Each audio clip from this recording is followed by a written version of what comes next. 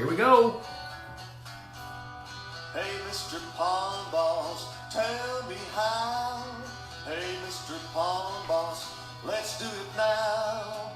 Hey, Mr. Pond Boss, you're the one that makes fishing so much fun. Well, I woke up this morning. Catchy little ditty there, huh? John Wilson, first up the bat. Holy cow. Hello, John Wilson. Jim Liner's up to bat as well. You guys are on here quick. Justin Shank. Hello, Justin. Glad you guys have joined us. We're going to have a really fun show tonight. We're going to talk about some of the things that are going on late summer. There's Michael Gray, Ben Strange. Hi, guys. Glad to see you guys checking in. We're going to talk today about what's going on at the end of summer. There's Dusty Luton. Hey, Dusty. Whitesboro bass fishing team there. Dusty Luton checking in. So, what I want to talk about tonight is just even for a moment today, it kind of felt like summer's getting ready to come to an end. And maybe there, maybe not here, you know, it's coming that way. Mike Cottrell, glad to see you. So now bear with me a minute. I am going to pull this up on my laptop so I can see it. And then see everybody that's on. John Funk, Bill Russell. Glad to see you guys. Jason Nepstad. Jason, I want to visit with you. And so everybody will know, we're getting ready to do a road trip in late October, early November to do some electrofishing surveys. And our main mission is to end up at Richmond Mill Lake in North Carolina in, I think, like July 4, 5, 6 through there somewhere. But we're going to come up through Oklahoma, Missouri, over into Illinois, Indiana, circle back down probably through southern Ohio, and then into the Carolinas, and then come back through Nashville, Tennessee, over to Memphis, and come back to Texas. So if you know anybody out there that needs an electrofishing survey or wants to get some of our expertise, let us know. We'd like to help them do that. Let's see, Dusty Luton, heck, you got 28 kids this year on the Whitesboro Bass Fishing Team. Man, that's getting to be a big deal, and I'm so happy to hear that. That's fantastic, getting these kids fishing. A bunch of them been fishing, well, at least one or two of them been coming out to my pond pretty regularly. Daniel McWhirter, Danny Mac. I loved your post a while ago. You got to figure out how to eat more fish, right? I love that. John Taskett, Sheridan Ashmore, good evening from Jackson, Georgia. So we got Michigan, Texas. We got Jackson, Georgia. Bill Russell. Yep, Bill Russell's got it. Hashtag Pond Boss Magazine. Click like on this. But most importantly, share this live video to your newsfeed so we can continue to build an audience. Now, everybody knows Pond Boss Magazine. This is the economy of what drives this whole thing for us to be able to continue to do this. $35 a year, that's not much. Vince Beard from Nacogdoches, Texas. Vince Beard, I love that. Good to see you. Justin Shank, I remember I talked to Justin here several weeks ago. He's looking for a place in the Mid-South. He lives in California. Craig McBride's checking in. He's in the fisheries business, sort of, so to speak, pond building and things. Anyway, $35 a year. Debbie and I went to a sit-down, well, I guess they're all sit-down movies now, but we went to a movie at one of these movie eateries last week.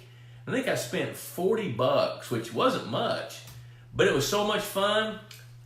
This lasted a year. That movie lasted about 2.5, 3 hours. We'd love for you guys, if you haven't bought a subscription yet, please do that. And that'll be my only sales pitch. Well, maybe not. I want to thank Purina Mills for sponsoring this show. They're helping us with some fish food and things like that. Texas Hunter, they're also a big fan of ours, and we're a big fan of theirs. And so we appreciate Purina Mills and Aquamax Fish Foods and Texas Hunter Feeders. We're thrilled to have them helping us out all the time. You know, today, well, you know what? Let's talk about the drawing. Last week's winner, if you do those three things, if you click like, hashtag Pond Boss Magazine, and share this video to your timeline, you're eligible for a drawing for a Pond Boss hat and a mug.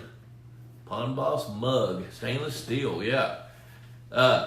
Last week's winner is Jeff Hoffman. So, Jeff, if you're watching, we need your address. We don't have it. So let us know. There's Todd Austin checking in. Michael Eric checking in from Iowa. Good to see you guys. I want to talk a little bit about what's going on at the end of the summer. And it's real important to be thinking about that. You know, we're through probably the hardest days, but now we're going to get into a transition from summer to fall. And what happens then is the water temperatures begin to mitigate, going to fall a little bit. And this is going to be the time where some parts of the country are going to have pond turnover. You know, I know I've talked about that before, but I want to hit that again. You know, when water, let's do it this way. At 39 degrees, water is its heaviest. If you took a 1 gallon jug of water at 39 degrees and you weighed it, it's about, I don't know, 8.5 pounds or something like that. So it's the heaviest it's going to be at any other temperature. So as it gets cooler, it expands, and as it gets warmer from that, it expands. So right now, in the summer, for ponds that don't have aeration, we've got a warm layer of water sitting on top of a cooler layer of water with a thermocline, what's called, right in the middle of it, separating that warm layer from that cool layer. So now as we get into the fall months and the temperature begins to drop, that warm layer cools down to the same temperature as the layer down here, and those two will mix. That's called a turnover. Now keep in mind, the water below the thermocline right now has 0 oxygen in it. So when those two mix, you're taking fundamentally stagnant water below the thermocline, mixing it with the water above, and that can cause some problems. So you need to be thinking about that. Now what can you do about it? Well, if you have an aeration system, you can do something about it. If you don't, then you're going to live with it. And if you hadn't had a fish kill before, you probably won't have a fish kill now. Look at there, we got Dick Tabbert doing the thing, checking in the hashtag Pond Boss Magazine. John Henry, hello John Henry. James Shovasha, hope I got that right. Flame from Pineland, Texas, checking in. He's on the Pond Boss Forum. First time to go live. Good, I'm glad you figured that out. Good to see you. Dion Myers, Dick Tabbert. All right, so talking about the way that ponds stratify, and we're getting ready to have the turnover event, which almost all ponds go through that. And most of them, it's not that big a deal. I'll tell you the ones that have the biggest problem. The ones that have the biggest problem are the ones with the deepest water. Because if you've got most ponds, the top 2 feet of water is the same volume as the water beneath it. Now you got to kind of think about that and digest it. But if you've got a pond that's really, really deep, then it can happen. And I've seen this. So here's a cool story. I got a call from a guy 3 or 4 years ago that had a fish kill. And it was about September. And so I went down there to look at it. It was in Carson City, Texas, a long way from here. And holy cow. He said, well, what this is it's an old uranium mine. I started feeling radioactive about right there. But that pond, which actually was a lake, was shaped just like an ice cream cone. Listen to this, 130 feet deep. The thermocline sat at about 40 feet deep. So there was another 80 plus feet of water below that. So that one has a tendency to turn over, and when it does, it's going to cause some issues. But we tried to figure out how to aerate that thing, and it was an engineering nightmare to try to figure out how to push air down deep enough to break up the thermocline far enough down to be able to make it work. So we didn't do it. Let's see here. There's John Micklick. Jason Nepstad says, I've always read that bass move to deeper water. And yeah, actually they do. Here's what typically happens. Largemouth bass, since you're talking about largemouth bass, what they do is they would much, much, much rather have cooler water than they would oxygen. There's Robbie Shell. Hey man, Purina's in the house. Yeah, I just got through plugging you guys. Thanking you guys for your sponsorship. We're glad you're here. And what happens when those bass go deep, they have a tendency to get down either right on top of or in the thermocline. That 5 or 6 degree temperature difference between what's above the thermocline and what's in the thermocline is more important to them than having more than adequate oxygen. A bass can live on 3 parts per million oxygen, and they like that. You know, they like the temperature better than they do the oxygen. They just barely need enough air to breathe. You know, and so yes, they do go deep. That's why when we're designing lakes, for example, and I'll tell you a story here in a minute that just happened over the last week, which is really fun. What's really cool is knowing that the bass are trying to get down in that cooler water, and then when we design a lake, we try to have habitat that allows fish to have something they can orient to, like brush piles or tree trunks or rock piles, that broaches through the thermocline so that the bass can get down in it. Let's see here. There's Gretchen Riley. Gretchen with Purina. See you soon. Yeah, we're going to be working with Purina as some of their dealers, teaching them about how to find more folks that want to eat or feed their fish food. So we're going to have a meeting there the week after Labor Day weekend. So that'll be fun. Michael Eric up in Iowa says, one of my farm pond owners lost his grass carp in his pond last week. No cats or bass or panfish though. It's pretty shallow. Central Iowa pond. Any ideas? Oh Lord, any ideas I give you are going to be speculation, but I tell you what, in Iowa with grass carp eating vegetation, and then they're sending that vegetation out the south end of a northbound grass carp, they're kicking nutrients back out in the water, which creates a plankton bloom, and in this time of the year, it could be a blue-green bloom. So if they're up there feeding where blue-green algae is living, there's a pretty good chance they can ingest enough blue-green that can cause them some algae, cause them some health issues, especially in Iowa. That'd be the first thing I'd look at if that's the only species that died, because they're living in that shallow part of the pond. John Mashburn, good evening. Our taxidermist Brendan's checking in. Good evening, good to see you. Clint Loveday from Tennessee. I saw Michael Gray. I said hello to Michael earlier. Leanne Skipworth checking in.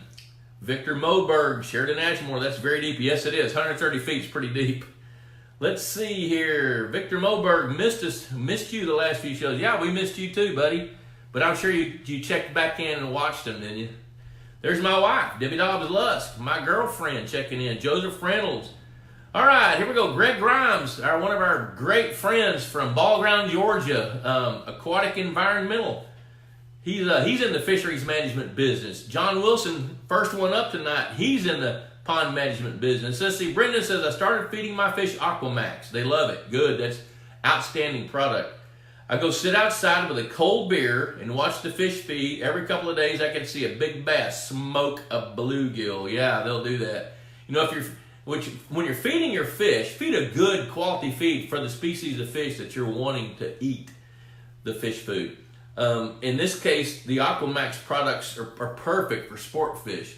So I would feed the heck out of them this time of year. Now, as the water temperature drops, you're going to see feeding escalate, because warm water fish, especially bluegill, feed train largemouth bass, channel catfish, when the water temperature's between probably 60 and the mid 70s, upper 70s, that's when their metabolism rate is prime. That's when it's moving the most. That's when they're going to eat the most. That's when they're going to grow the most. So if you have a feeding program, well, I'd be doing that. Let's see here. We got Greg Grimes listening between my archery shots. Okay. Hey, just don't shoot your phone so you can see this. Yes, sir. Excellent. Let's see. Mary Jo Yegi. Giant Goose Ranch likes Purina Foods. Yes, they do. We like it too. Excellent. Let's see what else we got here. Sheridan Ashmore, have you kept up with the war on Asian carp that is going on in Kentucky Lake? Yes, I have. I'll tell you how, in my opinion, being a businessman, fisheries biologist, ecologist, conservation first, but also being a businessman, I think what's going to have to develop is a market, which I think there's a market laying out there. You know, nobody used to eat dolphin until they changed the name to mahi-mahi. You know, so until somebody can figure out a market for Asian carp, they're going to continue to wreak havoc. And you know, part of the problem is they're so competitive. They're not necessarily competing in the food chain with your target species as much as they're taking up space and eating some of the food chain that can't get to develop into the game fish, if that makes sense. Here's Frank James. Hello, Frank. So I think that's probably one of the biggest problems with those Asian carp. You know, of course, I have other opinions, which I'm going to save for later. The other things I want to talk about, you know, we've already talked a little bit about turnover. Expect that to happen. You're going to have a turnover if you're not aerating. Now, that's normal. But here are some of the symptoms that you can be seeing. This time of year, you may be catching some fish with red spots on them, red sores. That's a couple of things, or could be several things. One thing, it could be the yellow grubs emerging from the fish. So in other words, parasites leaving the fish, leaving a sore behind. It could be a bacterial infection that's due to stress, which the stressors could be triggered by a lake turning over or a pond turning over.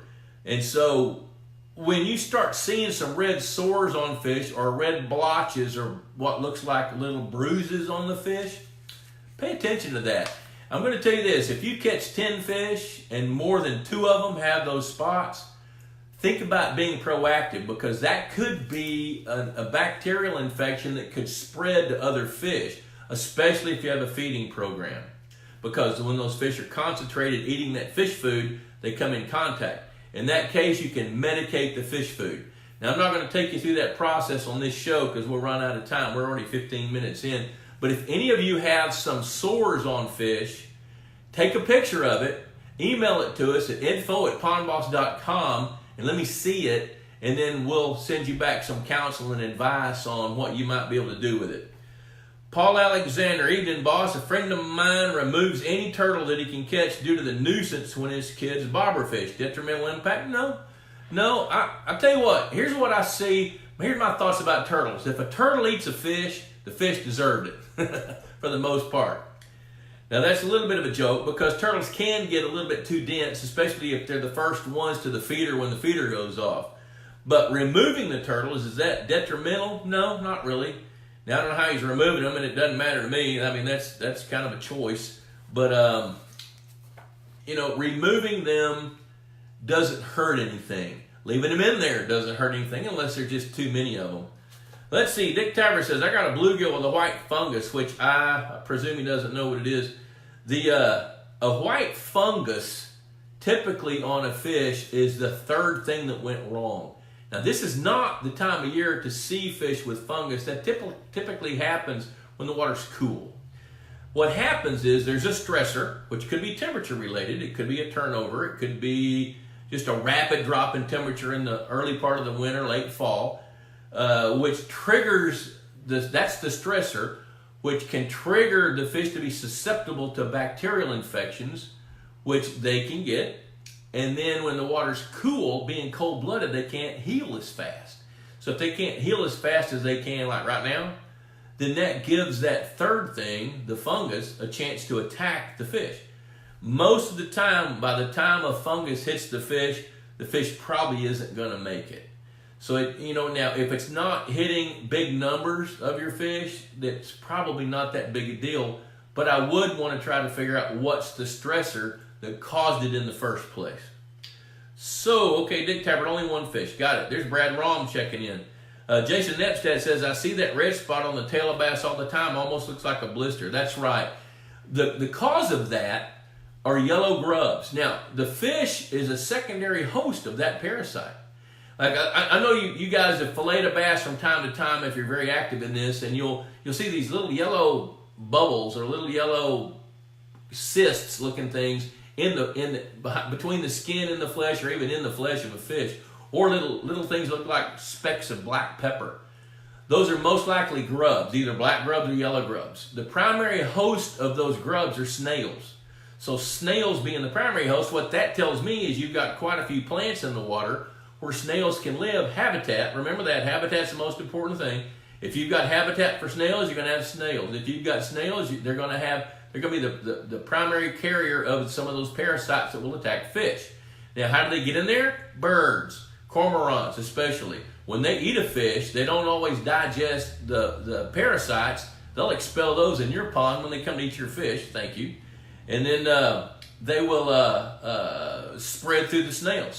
So from the snails, these parasites go into a free swimming phase, attach to the fish, burrow into the fish, and then release later and come out, typically through a fin or a tail, especially the anal fin or the caudal fin, which is the tail.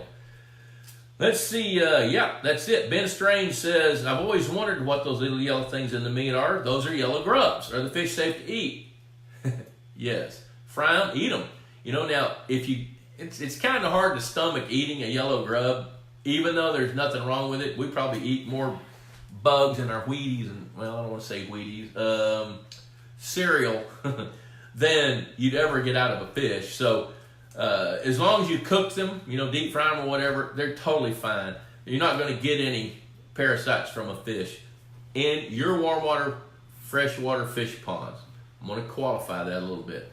Lance Farber, hello. Frank James, how long does high protein, greater than 40% feed stay good in hot weather? Does it stay good longer in cooler weather? That's a question for the feed guys, but I'm going to give you an answer. The answer is what causes fish food to deteriorate over a period of time usually is the vitamin package in heat. That's why they give it a shelf life. They give it a shelf life of 6 months. So what I tell people is don't buy food, that you're going to keep longer than 6 months. Even though the vitamin packages that they have now can withstand the heat and the cold for longer periods of time. Just don't do it. Just don't buy more feed than you'll feed in 6 months. Mike Augustine, good to see you. Mike, if you and I need to talk about your project, I've been seeing the emails go back and forth. Give me a call. We'll talk about it. Clint Sharp, lately I've been reading state wildlife and fisheries creel and fish reports from around my home state of Louisiana. They always seem to test for largemouth bass disease. What is this disease and how does it affect the fish? Well, what Clint's asking about is largemouth bass virus disease. And it seems like that disease runs in cycles and it's transported from fish to fish, usually via birds, cormorants especially. Pelicans can transport it. Other birds that eat fish can transfer the largemouth bass virus disease. Now, what can happen with largemouth bass virus disease is it typically happens in the cooler months. And I'll tell you this, if it's in a lake, most of the fish have it. If they don't die from it and they get over it, it's just like some of us, we build up an immunity to whatever bacteria or viruses that we have. Chicken pox. You get chicken pox once, you're not going to get it again, but you're going to carry that virus in your body forever. And sometimes it manifests as shingles. But bass virus, what it tends to do is run rampant when it's first infecting a lake, and then it tends to kill the biggest fish. That's the sad part about it. There's Britley Autry. Hey, Britley, how you doing, girl? Wendy. Hey, Wendy. Wendy Grimes. Greg just said he's listening to us between archery shots. You got to rein that guy in. I don't know. He's got something going on there. The Victor Moberg says, I was told bullfrogs carry a disease or a virus that can impact your fish. Is that true? I don't know if that's true or not, but I know it impacts frogs. I've not heard yet of a virus that a frog gives to a fish. Whether the fish eats the frog or whatever. But I know there's viruses that frogs have. I don't know if it impacts the fish. I think if it did impact fish, I'd know about it. And I have yet to read about it. I stay fairly well attuned in the scientific papers. And if I'm not reading them, somebody's telling me about it. Being the editor of Pond Boss magazine. Did I tell you about Pond Boss, by the way? $35 a year, comes out 6 times. A lot of good nuggets in here that can help you be a better pond meister, a better pond manager. I think if there was something out there that had an impact on private water fisheries or even public fisheries, I would have heard about it by now, and I haven't. Some of the other things I want to talk about tonight is pay attention to things like the sores on fish. You need to be looking for that. If that happens, like I said, email me, info@pondboss.com. And this is also a common time of the year when you see more fish lice. When you catch a fish and you can look in its mouth, and around its mouth there might be leeches attached to it, which is normal. Those leeches will release. It's their time to reproduce too. But there's these little bitty light green, round, saucer-shaped bugs called fish lice, which if you've got those, it's not a big deal. Now, here's the big deal. If you've got fish with grubs, yellow grubs, fish lice, black grubs, any of that kind of stuff, you need some red ear sunfish or some pumpkin seeds if you're north of the Mason-Dixon line. So red ear sunfish eat snails, pumpkin seeds eat snails. So if you've got those fish in there, then you're going to decrease the frequency of those parasites. But this is the time of year you're going to see them more often than not. Mark Dyer, now that August is nearly through, I have new Cara growing in unwanted areas. What type of vegetation can I put in to outcompete it that will be more beneficial for the fish and the sand pit? It needs to be something that can be somewhat controlled to wanted areas. And Landon Wyatt, good to see you. Aquafix, the bacterial guy, the bug man. Great magazine. Yes, it is. Thank you. I appreciate you saying that. Mark, I'll tell you this. My experience has convinced me that Cara is not a bad plant. But the thing about Cara is it's so dense, but it doesn't manifest itself at the surface of the water. The surface of the water comes down to the Cara. So I can't think of any other plant that you could have that is better than Cara that doesn't cover as much ground or more. Now, I do have my favorites, and they're regional. You know, I love eelgrass. I love American pondweed. I even love curly leaf pondweed, even though that stuff can be invasive as well. So I don't know, Mark. I don't remember where you are. Remind me. But with Cara, if you wanted to knock some out, you can. If access to that water is the problem, take some of it out. You know, so it would be okay to do that if you wanted to. And there's now keep in mind that Cara is an algae. It's a multi-celled algae, so it would take an algicide to knock that out.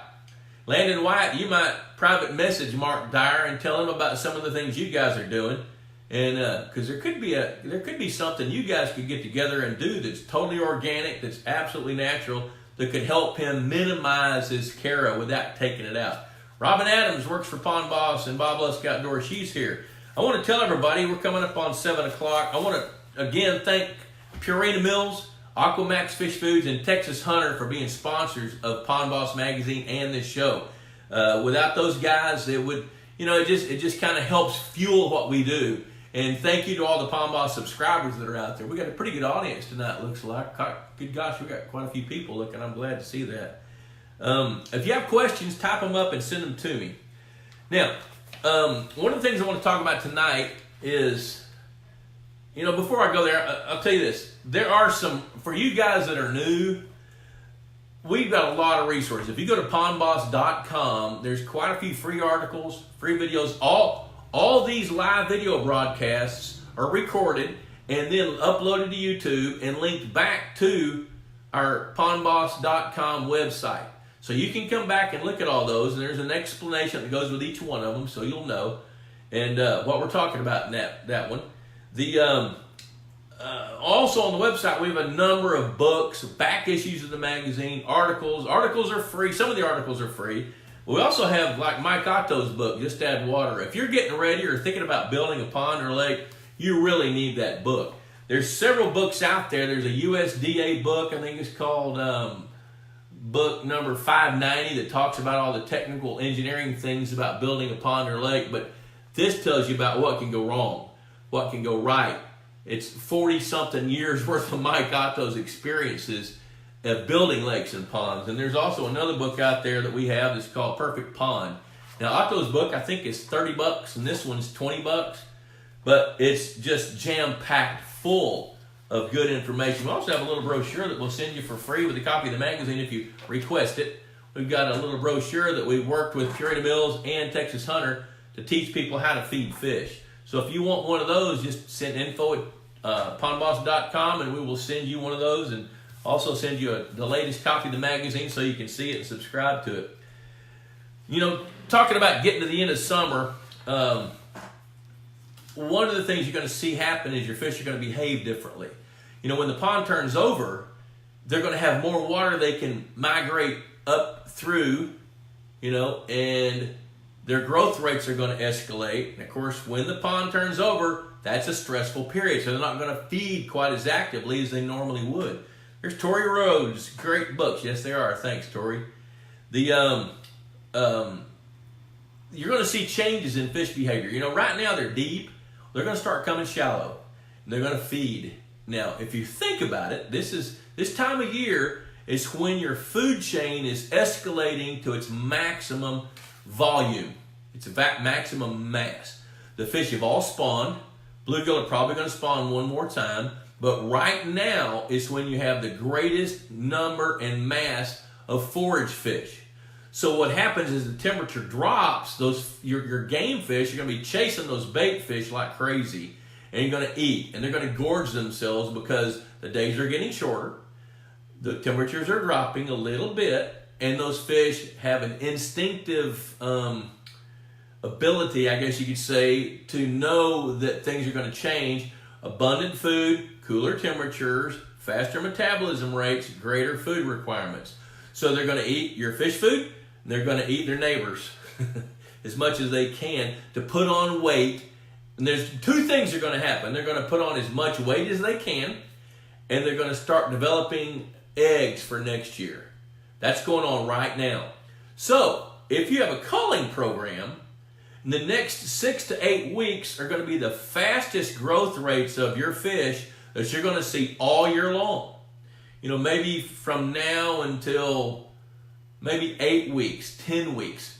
Then when the water starts to cool, the growth rates will slow down. The food chain will begin to diminish. Then you go into the winter with less forage fish than you do right now. But here's a key point. This is probably the main take-home point of tonight's show here at 7 o'clock. Right now, the best of the best fish that know how to play the game in your pond are the ones gaining weight the fastest. So if you're in a culling program, which if you're not, you should be at some point, you will be at some point. Right now is a great time to be comparing lengths and weights of your target fish, whether that's bluegill, red ear sunfish, whether it's largemouth bass, smallmouth, walleye, whatever you're doing, you know, whatever your fish species are, right now is the time to be checking lengths and weights. And you will see, I promise you, you will see there's a certain percentage of fish that are gaining weight more rapidly than the rest. Then right behind them is going to be another class of fish that are gaining weight well, but not as aggressively as this batch. These are your racehorses. These are the mules that are pulling the plow.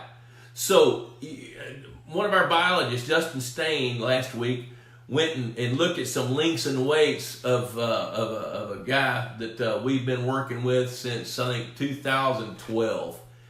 And his relative weights are off the charts. And it's a real specialized system that he does. It's a pretty cool story. I'll share it one of these days.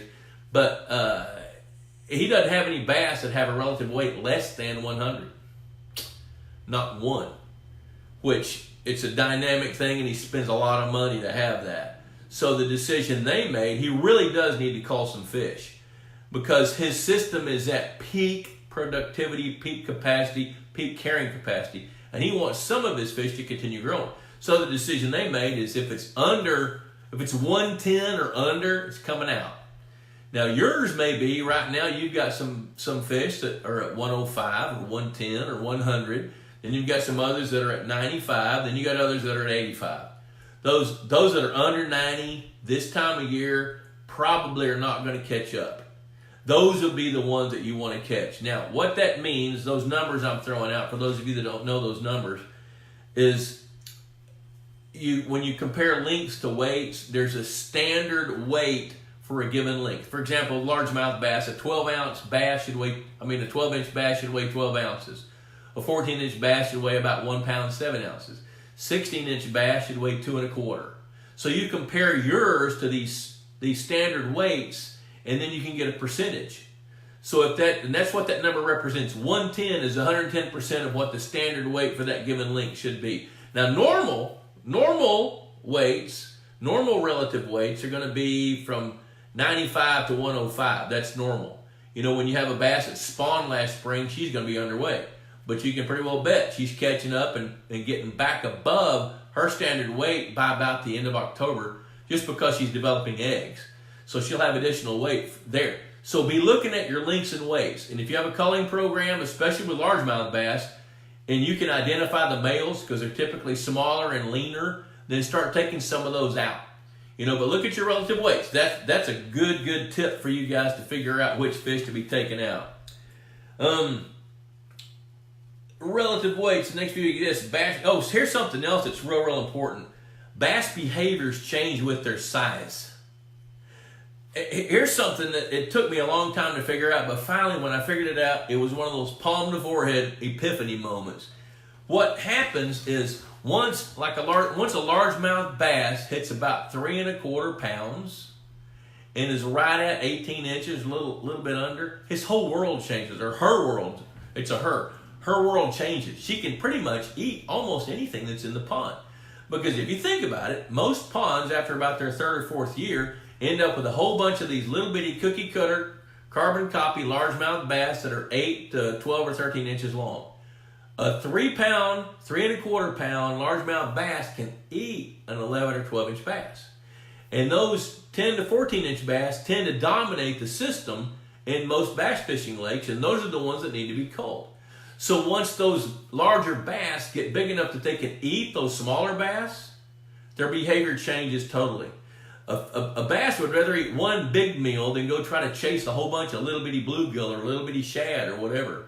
So keep in mind that as they grow, that their behavior changes. Now, that's important to know because you want to manage your food chain, but it's also important to know because you're going to try to catch those little rascals. And the more you know about that, the more efficient you'll be as a pond manager and the better angler you're going to be. So pay attention to bass behaviors. Let's see, Gene Woods. Hi, Gene. Good to see you. How's Gene Wood doing? Frank James, as the days get shorter, should evening feeding times be turned back to keep light levels stable, or is it okay to feed when it's dark? Oh my gosh, I'll tell you what, Frank, it doesn't matter what time of day it is. As a matter of fact, here's a funny story. I was, a few years ago, I was up in upstate New York working on a fisheries program up there for some guys between Rochester and Syracuse. And I was talking to Debbie, and she'd been outside that morning drinking coffee. She said, "Where's your shotgun?" I said, "Honey, why do you need my shotgun?" She said, "Well, there's this is, gosh, probably 2004. We'd been living at Lusk Lodge, 1 at that time, just for a short period of time before it burned. But anyway, we built a pond, stocked it with fish, and there was a great blue heron. And she says, I want to shoot this big, tall, kind of blue-looking bird." And I said, "Why?" She said, "Because right there down by where the feeder is, it was down there this morning, and it speared a great big bluegill, probably 9 inches long, and ate it." Well, first of all, it's illegal to shoot a great blue heron. So I said, "Well, honey, he's just trying to make a living. You know, everybody out there is trying to make a living. And that great blue heron ate a bluegill, will grow more bluegill." And then I left it at that. And I didn't want her getting my shotgun. I didn't want her shooting a great blue heron, and I didn't want to hear about any of that. But I didn't really think it through, although I thought that was the right thing to do, which it was. We don't want to shoot a great blue heron. So when I got back home 5 or 6 days later, she said, "That bird has eaten a fish every day." So I was outside with her. She was having coffee, and I was drinking a Diet Dr. Pepper, probably.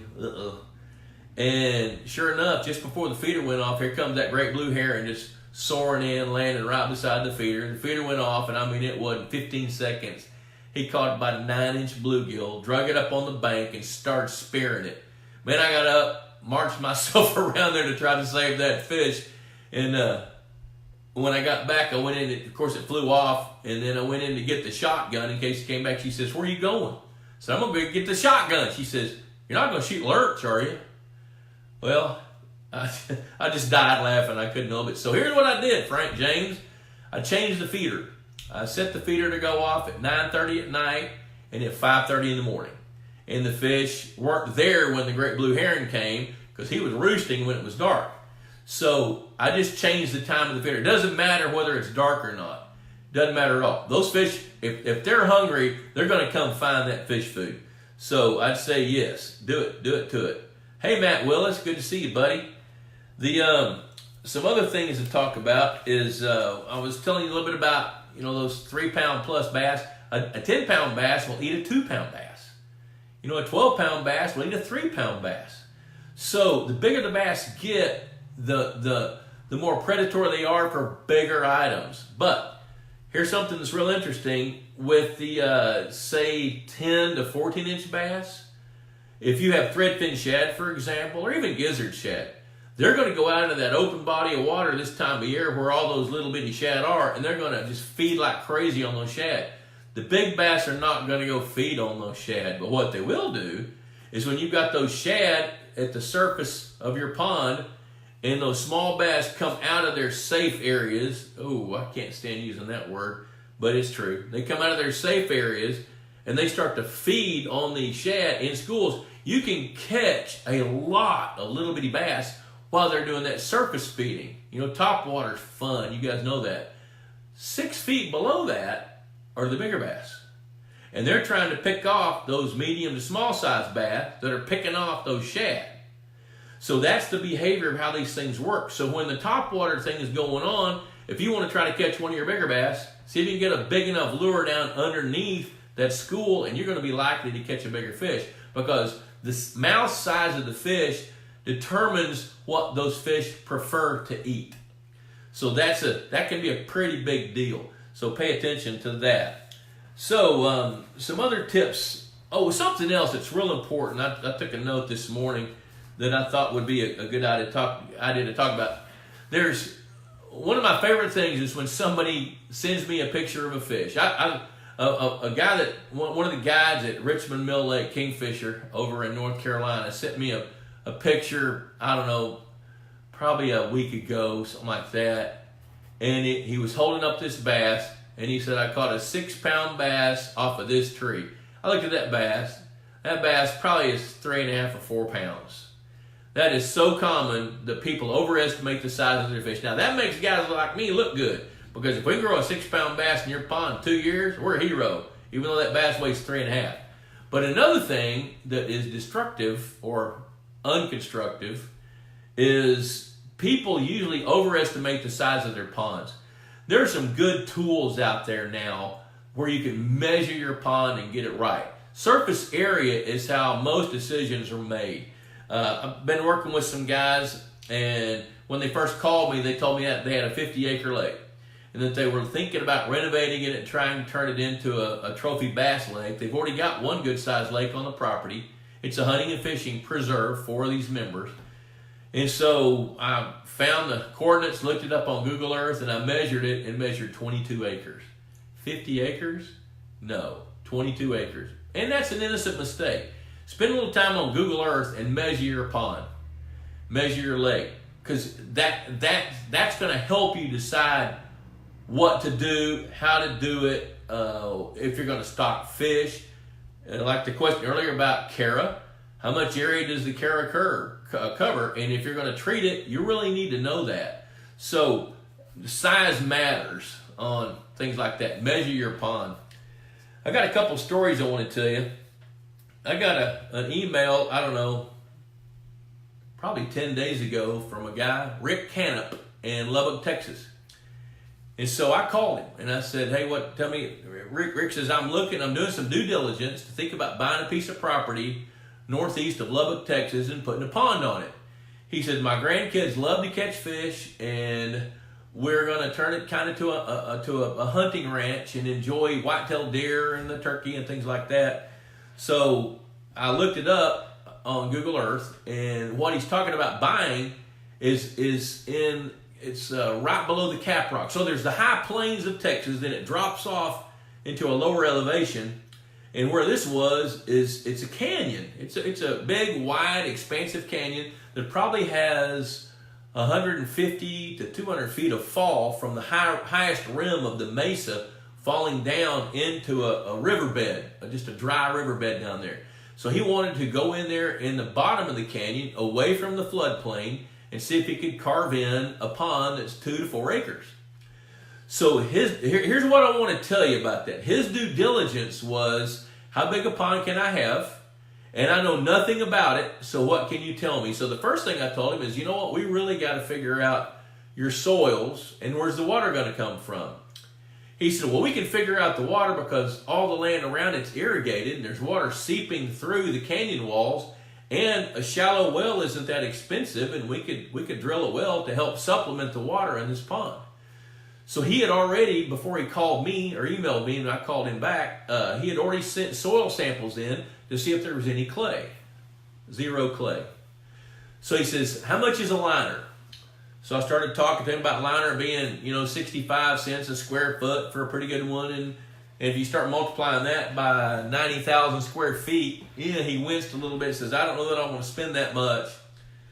So I got thinking about it. This is an area where there's a bunch of natural playa lakes. So I know, and when it rains, those lakes fill, then they evaporate out. So that area above the ridge, above the side of the canyon, we know that he has to have some clay soils there. So he has a small playa lake. So we had him go test some dirt right there adjacent to that playa lake, and sure enough, there's clay. So now we got a feasibility maybe. So they estimate the plasticity index, the PI, which was over 60, I think he said. Some of it was 40, some of it was over 60, I think he said, which is more than adequate compactability to where he can go in and build a pond. Some of it's going to be excavated, some of it's going to be behind a levee, but it's all going to be plated with clay. Well, since he has a well that he can supplement the water, he doesn't have to have the depth that he needs, because out there in that part of the country, they get 18 to 20 inches of rain a year, which, you know, when it ain't raining and the evaporation rates are 100 inches a year, if you don't have some supplemental water, you better have the depth. Well, he's got supplemental water, so now what he's doing is he's trying to figure out the right size pond that he can partially excavate, build a levee, and then line it with clay. So he says, well, now, I said, so how old are your grandkids? And I figured he'd say, well, they're 6 to 15. He says, well, the oldest one's 32, the youngest one is 26.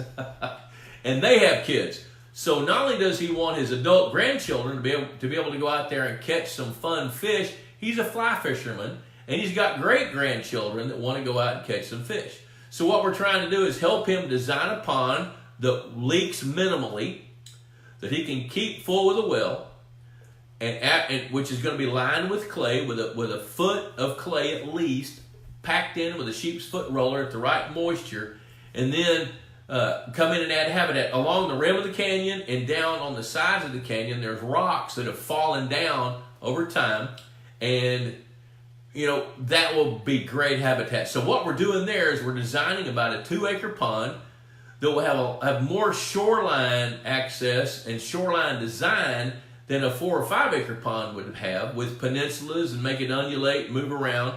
Where he can, one of his goals is he wants to be able to cast anywhere in the pond from the shore. That's one thing he wants. And so we'll go in, and after he's got an engineer that's a friend of his that's figuring out how much dirt needs to be moved. I went and met with him, looked at the site. I did that last week. It's pretty exciting, pretty fun. So the moral of that story is rather than buying it blind, because he bought it contingent on being able to build a pond, and his due diligence ended late yesterday afternoon. So he had feasibility, yes. Now he's got to figure out how to manage the cost by figuring out how much dirt that he needs to move to build the size of pond that he can build, and then line it with clay. And then part of my job will be to design spawning beds, escape cover, you know, places, highways underwater, but do that on top of a clay liner. So that'll be kind of fun. So I thought I'd share that story with you, because I thought it'd be it's pretty dadgum interesting when you get to do stuff like that, like I get to do. For those of you guys tuning in right now, one thing I wanted to tell everybody is we're planning a road trip at the end of October. I mentioned this early on. I want to solicit some business. That's what I'm doing. I'm doing a sales pitch. My crew and I, at some stops, we're going to start in North Texas, come up through eastern Oklahoma, into Missouri, go towards St. Louis, Illinois, Indiana, circle back probably through southern Ohio to see Todd Watts, I expect, and then head to the Carolinas, where we're going to electrofish Richmond Mill Pond in the middle of the first week of November. And then after that, then we're going to come back through western North Carolina, Nashville, Tennessee, Memphis, and through central Arkansas, and then come back home. That's with the electrofishing boat, sampling equipment. And hey, Fred Bingham, I see you checking in. We're trying to figure out when we can come see you, which is probably, and I'm going to call you here this week, and we may be coming through there. I know we're going to be coming through there probably very, very end of October. So now we may reverse it and go the other way and make the circle backwards, but we'll figure that out in the next few days. So if anybody needs an electrofishing survey, we'll charge for it, because that's the way we make a living, or consulting from me, let me know. info@pondboss.com, or I tell you what, send it straight to me. Just come to Bob Lusk, Bob Lusk @outlook.com. That's the email to hit me with if you want it. Let's see here. James says, does a 3 to 4 pound largemouth bass ever prefer a smaller largemouth over thousands of copper-nosed bluegill, or are they just opportunists? No, they prefer that bigger fish. A 3 to 4 pound largemouth bass would prefer to eat a smaller largemouth bass or a gizzard shad or a bigger meal. It would much, much, much rather have a bigger meal than go to try to chase a bunch of little bitty copper-nosed bluegill. Now, what a 3 pound bass will do is it'll try to eat a 7 or 8 inch bluegill. It'll do that. But it's when you say it's an opportunist, it can be an opportunist. I mean, I have caught a 6 pound bass on a rattle trap that had a 12 inch bass down his gullet. So I don't know if that was a reaction strike or a hunger strike, but I do know this: If they have the opportunity to eat something, they're going to eat it. But if they have a choice to eat bigger meals, that's what they'd rather do. I've actually watched them in an enclosed environment where they won't even turn their nose and look at a 2-inch bluegill. Now they'll look at a school of 2-inch bluegill. But if they're sitting back and they see a 10-inch bass and they're hungry, they'll go eat it. So there's that. Jason Nebstad, I noticed that my feet are the largest brim or a little smaller than my hand, and the majority are smaller than that. Could this be the reason there are so many bass around 4 to 6 pounds? Yeah, it could be. It could be. It's very rare to see one over 6 pounds. Also, you don't catch many small bass either, so population is not an issue. Can't wait to see at our lake this fall. Yep, Jason, we need to talk about that, but let me give you some other thoughts. This will be pretty fun. You guys will enjoy this. That food chain could have an impact on the size of the bass, but so could the genetics and so could the age. If your 6-pound bass are 12 years old, they've reached their maximum size, which means that they could have been stunted, 8 years ago for 4 years. And if that was the case, then their growth potential is done. They're not going to get any bigger than that. That could be. Now, I don't have any way of knowing that because I don't know any history on your lake. So it could be if they're all northern largemouth bass and their biggest ones are 4 to 6s, that's probably about as big as they're going to get, because if they're northerns, that's about, an 8-pound northern bass is huge. And a 6-pound largemouth bass, it's a northern bass, that's a trophy largemouth bass for northern strain fish. So that could be a genetic thing. Let's see here, Jim Liner. I measure my lakes with a laser hunting rangefinder. My calculations after doing it several ways came out really close. That's right. Now, back before we had GPS and Google Earth and some of the other tools like that, I tell you what I would do. This is back in the 80s and early 90s. I would take a piece of graph paper and I would use a rangefinder, just like Jim's talking about, and I would stand on the shore and I would shoot that rangefinder, and then I would I would look at one square on the graph is 10 feet maybe, and I would put a mark where I'm standing, and then a mark where I was shooting based on the direction. And I would do that in a fan all the way around. Then I'd go to another spot, do it again. Then I'd go to another spot and do it again. And that way I could at least plot out the size of the map, and then count the numbers of squares, and then get the square foot divided by 43,560 and get the size. Which, that took a little while. Like right now, I can do it in 5 minutes on Google Earth, and it takes me 4 minutes just to find the lake. Let's see here, Jim Liner. Think about coming to Alabama in the fall. I'm kind of thinking about that. I don't know what all you want to do, but if we come to Alabama, we could if we get some inquiries from Alabama where people want us to work on some lakes, we'd sure consider that. Zach J. Russell. Hi, I love the info. I live on the same lake as Jason, and I noticed last winter we had a lot of double-crested cormorants that seemed to eat a lot of fish. Are these a real worry at all for smaller lakes? Yes, they're a big worry. For smaller lakes, especially if your lake is dominated by smaller bass. Let me tell you this. A double-crested cormorant can eat a 15-inch largemouth bass that weighs 1 pound 7 ounces. I've seen that happen over and over and over. They can annihilate a fishery if they're allowed to. Now, in some cases, especially a lake where we think the bass are crowded, I might prescribe for that landowner to let the cormorants eat some, but to try to manage them and keep them off the lake beyond a reasonable amount of time. So if we're not harvesting fish like we should as pondmeisters and pond managers, then cormorants could help in that case. But that is, and with the lakes we manage, that's probably less than 20% of the lakes that we manage where we would prescribe that. And that's in lakes that have perfect habitat to grow little bitty fish. If they don't have the perfect habitat to grow bigger fish, we gotta thin the numbers, and I'm less opposed to cormorants. Now, one thing that we do design lakes now to account for the possibility of cormorants, which means we're building more escape cover under the water where bass can hide, because if a cormorant can't swim underwater and paddle his feet and can't navigate in short distances, which they can't, then bass have a greater chance of escaping than if there's a whole lot of open water where bass are living. David White, what's the average lifespan of a bass? And there's Zep. Hey, Zep. Mark Finn checking in. Mike Rivers, good to see you. Okay, David, what's the average lifespan of a bass? Well, it depends on where you are. And here's the best way to look at it. A largemouth bass has so many heartbeats, and then it's done. I remember reading a scientific study of a bass that had been tagged and was documented in the area somewhere around Chicago to have lived 22 years. That was a northern largemouth bass. Now, in the South, in Louisiana or Texas or even Arkansas, if a northern bass makes it 6 to 8 years, that's about normal. Now, Florida largemouth bass have a little genetic advantage. They live to be 12 to 14 years old typically. Now, northern bass, in areas above the Mason-Dixon line, largemouth bass from Florida strain bass aren't going to do real well. And some states they're outlawed, like Nebraska. You can't bring Florida strain largemouth bass in there. But I have seen where some F1 crosses that are in waters that cool slowly and then covered with ice have made it through winters, year in, year out.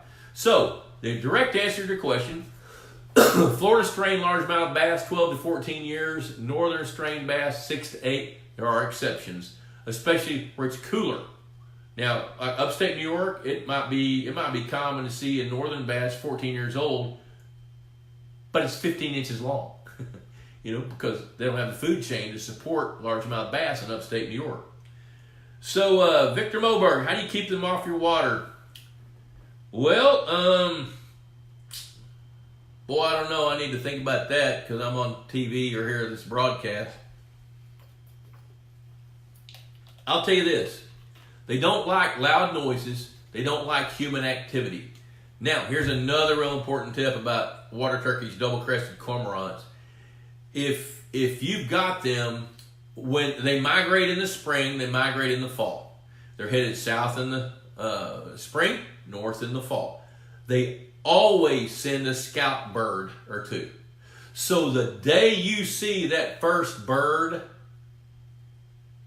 encourage it to not be there. I can't tell you to shoot it. That's against the law. I can't tell you to assist in its suicide, although I'd like to. I can't tell you to spook it, although you got to make that choice. If you can keep that first bird off, that's a good choice. Jason Nepstad, buy a drone to chase them off. I love that. There you go. There's a great answer. That's worth it right there. If a flock of cormorants, think about this. They're going to eat their body weight pretty much every day if they can. And that's your fish. And those fish have value. So if you don't want them to eat your fish, then figure out how to get rid of them. A drone, I think that's a great idea. I'll tell you what they do over at Lake Vilbig, which I think is pretty creative, is they have an aluminum boat that somebody donated. They got 2 mannequins in it. They've got rods and reels in the mannequins' hands, and they've got like these Alabama rigs, I think, with pie pans hanging on them, and all kinds of things around that boat that are shiny and reflect the sun. And those guys claim that works pretty well. So that's some ideas. The bottom line is if you can spook the scout bird and keep it off, then you're going to be a lot less likely to have the whole flock come. Because what the scout bird does is figure out, is this a good place? And I'm going to go get the whole neighborhood, and here they come, and there go your fish. Let's see here. Frank James, we found that holographic scare tape worked on cormorants. There you go. That's a great idea. We're using that on some barn swallows to keep them out from under the carport at this office, right out this window. And it's working on those birds. I don't know why it wouldn't work on cormorants. When you guys figure that out, let me know. I think that's pretty cool stuff. All right, we're going to wrap it up here. Remember, #PondBoss.com. Share the video to your timeline, please, so we can build more of an audience. And if you do that, click like. Then you're eligible for a drawing for a hat and a mug. And Pond Boss, $35 a year. If anybody's interested in us helping them with lake surveys this fall, let me know. All right, so Mark Finn says Fake gators work relatively well on his against water turkey. Dick Tabbert, I have a battery-operated boat that keeps the geese off and out of my pond. Plus, it's fun to drive around a remote-controlled boat. All right. Hey, thanks for tuning in. It's knocking on the door 7:30. Next week, I don't know the topic. I'll figure it out and let you guys know. If you have some ideas about topics, let me know. So, until next week, thanks for tuning in. Bob Lust, the Pond Boss. Adios.